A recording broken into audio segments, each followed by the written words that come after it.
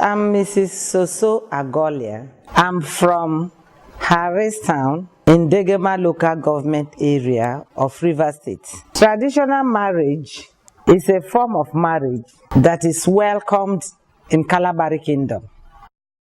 And there are different types of traditional marriages. The Kalabari custom or tradition has two basic kinds of marriage. We have the Egwa marriage and the Ya marriage. In the process of marrying our daughters, there are different steps. And the most important thing is the man's family should be fully represented. The Egwa marriage, a type of marriage where the man does not have full total right over the woman.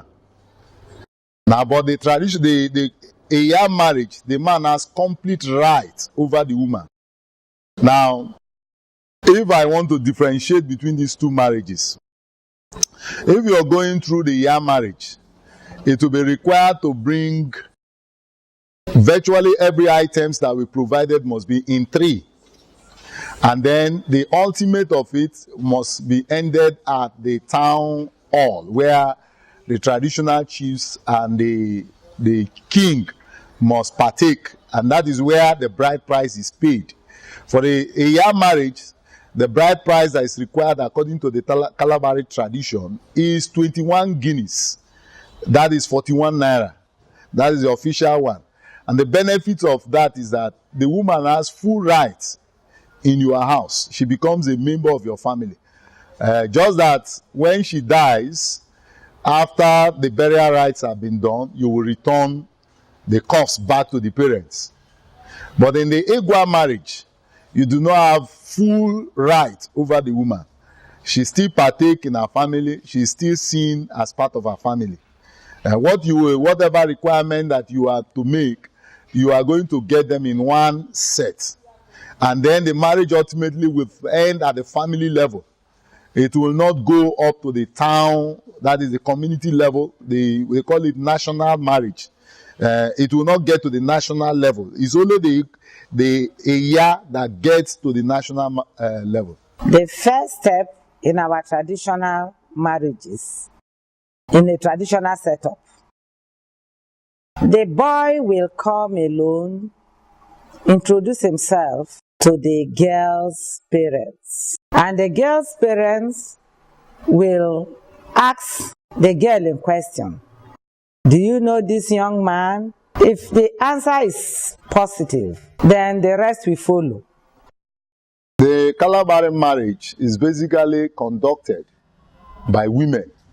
So if you must do anything that relates to the Kalabari marriage, it's the women that will be involved.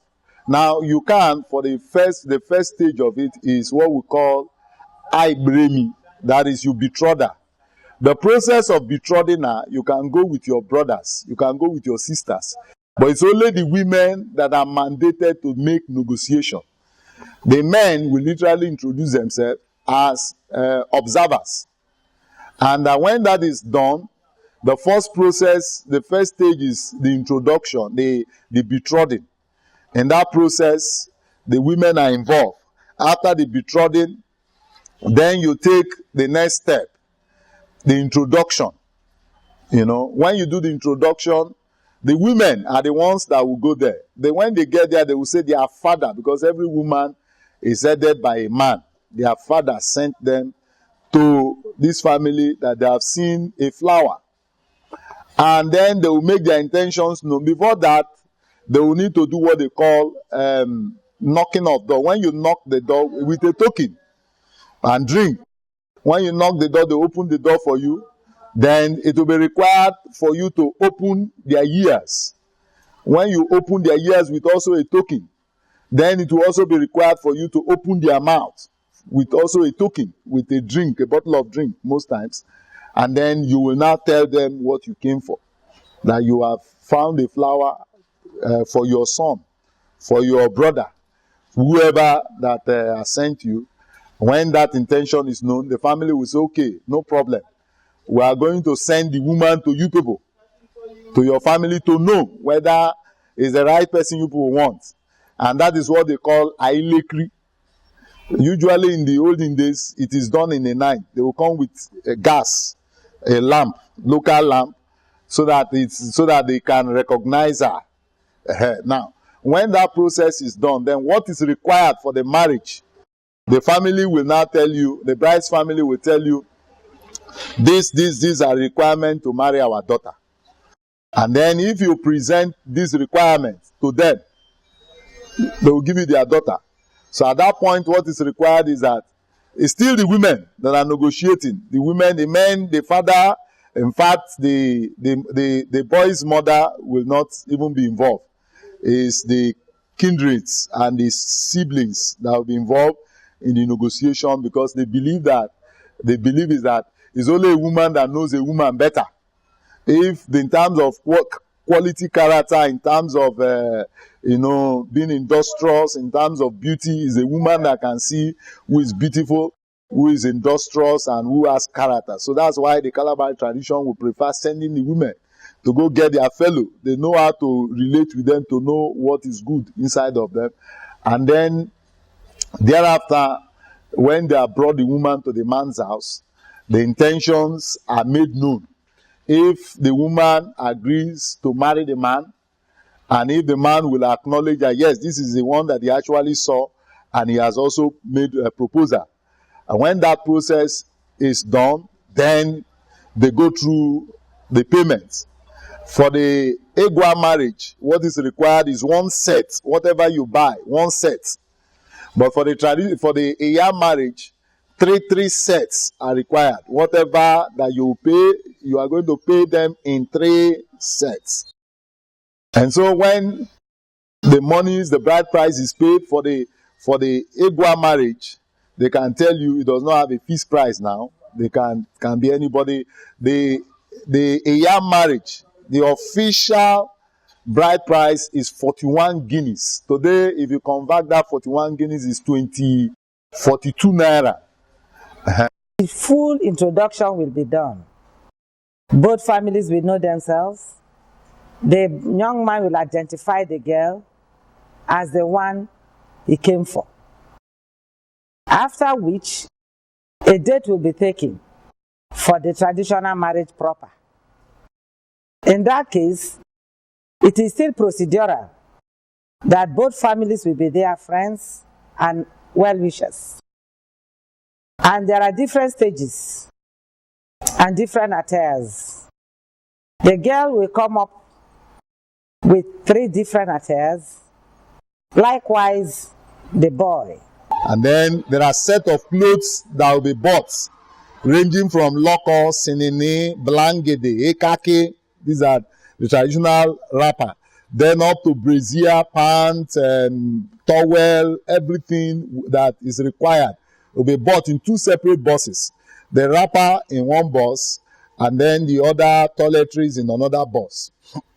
Now, when they should be brought to the man's house, because in Kalabari tradition, traditional marriage is conducted in a man's house, not in the woman's house. But where if she's marrying a stranger, they can get a family house for the man, representing the man's house. Now, when they will bring her to the man's house, then they will, after the bride price has been paid, they will now go through the requirements, the material, the clothes he has bought, one after the other. And when that is done, the next process, it's assumed that she has been married. The next process is what they call baby fair. Baby fair is the buying of mouth, where they have basic food the Kalabari people eat, where she has to taste all the basic food that the Kalabari people eat. It includes onunu, that's pounded yam. It includes yam, the normal, this yam that is not pounded. Then we have rice, we have gari, and then for the fish, we have inda. I don't know the English name for that inda now, but and then we have goats and all of that. She will be required to test one after the other. Now, not just buying the woman's mouth, but you also buy the relative's mouth. Before there will be the first process, if you want them to eat in your house. As in-laws, you also buy their amount with a token. It's not compulsory that certain amount, whatever you have, you buy the amount. And then they too, in return, for them to also eat with their in-laws will also buy their mouth. It's like you buy my mouth, I buy your mouth. It's like we have agreed to fellowship together, to eat together. So when the buying of the mouth will require several foods that they usually eat. And then when that is done, the man and the woman will now sit together to take a meal together. The highest food in Kalabari land is the pounded yam. It's not like this other one. It's a combination of plantain and yam, then with oil and others. You understand? That's the highest food in the Kalabari land. So the bride and the groom will officially eat that together, meaning that they are now man and wife. We have the full goat, well prepared, well seasoned, and all the parts of the goat, the least parts must be present because it will be inspected by the bride's family, without which the goat will not be accepted. And there might be fine to that effect. We also have a basin of rice. That is, half bag of rice has to be cooked to be presented on the same table. We also have things like drink, our traditional drink. We call it tombo. If a woman wants to be a woman, in my tradition, you need to feed fat. It's a symbol of wealth. So after food, we now take the tombo as a refreshing drink. Before all this, we don't believe in the English culture because we have a very rich culture. The chewing stick, not just chewing stick, but the traditional chewing stick has to be on the table to symbolize the cleanliness of the Kalabari man. See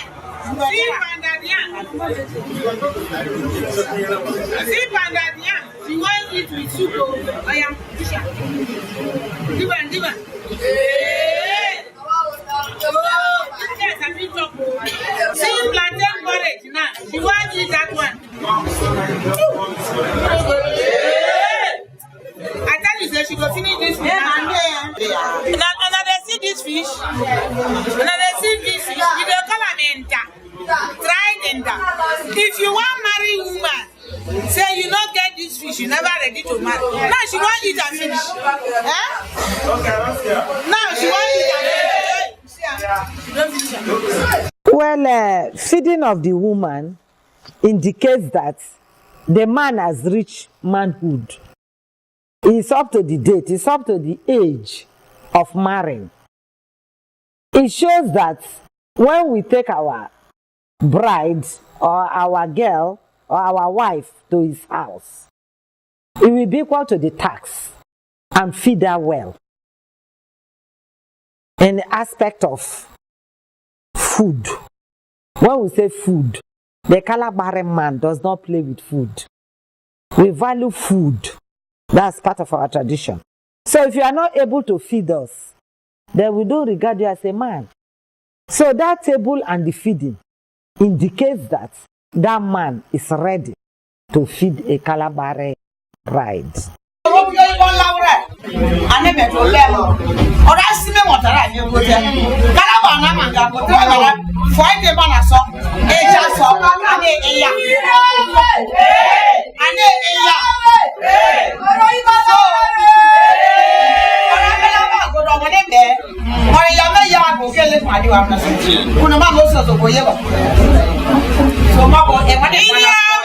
Now this food, now plantain, roasted plantain, and this food, now full traditional marriage. Now they present them, but they don't bring them here. And the morning, I think we will bring 2 boxes, one big one and one small one.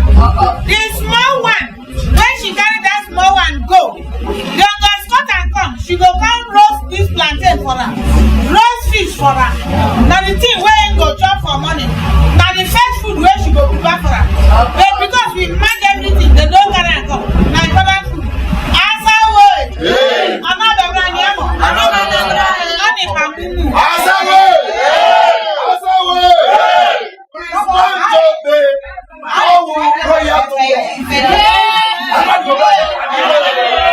The traditional marriage is the marriage itself. The other ones are just preambles. And the court marriage and so on, those are English cultures that we adopted. If not in our tradition, the Kalabari marriage is the marriage. When you've done that, you've married the girl.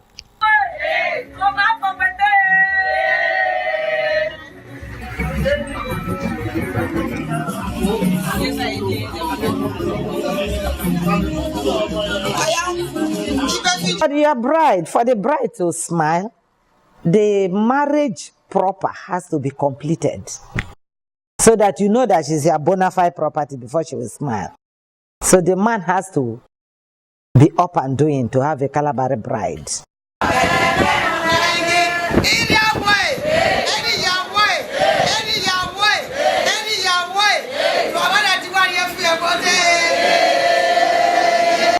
It's expensive though, but if you are not ready, if the man is not ready, then you will not have that our flower.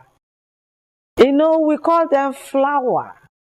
So that fine hibiscus that is attracting you, you have to work hard for it. So those rappers, we like dressing. That's why when the Kalabari man or woman is building a house, we used to separate one room for box. We call it box room. The thing we mount from the floor to the roof. It's a sort of affluence for the Kalabari man or woman. We like dressing. So if you are coming to us, you have to dress us. Or you wait and go and look for money before you come. I am Pastor Fubara Tams from Buguma in Asarto local government area of Rivers State. You are watching TradoWebSeries. Welcome on board.